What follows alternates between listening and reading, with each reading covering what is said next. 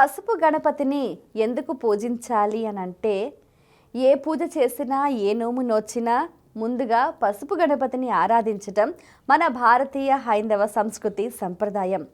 అయితే పసుపు గణపతికి ఎందుకంత ప్రాధాన్యత అంటే, దీనికి సంబంధించి ఒక చిన్న కథ ఉందన్నమాట. ఒకప్పుడు పరమేశ్వరుడు తారకాక్షుడు, కమలాక్షుడు, విద్యున్మాలి అనే ఒక ముగ్గురు త్రిపురాసులను సంహరించడానికి బయలుదేరుతాడనమాట. అప్పుడేంటి, ఒక భూమే రథంగా మారుతుంది, సూర్యచంద్రులే రథచక్రాలుగా ఉంటారు, 4 వేదాలు 4 గుర్రాలుగా ఉంటాయి, బ్రహ్మ రథసారథిగా ఉంటాడు. ఆ తరువాత మేరు పర్వతం విల్లుగా ఉంటుంది, ఆదిశేషుడు అల్లెతాడుగా ఉంటాడు, శ్రీ మహావిష్ణువే నారాయణాస్త్రంగా మారుతాడు.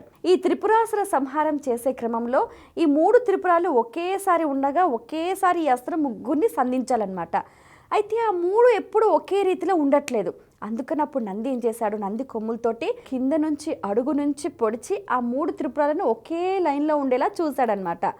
అప్పుడు ఏమవుతుంది, నంది 3 కొమ్ములలో ఒక కొమ్ము భూమి మీద పడిపోతుంది.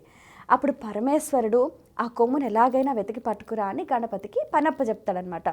గణపతి బాగా తిరుగుతాడు, వెతికి చివరాఖరికి ఆ కొమ్మును పట్టుకొని తీసుకొస్తాడనమాట.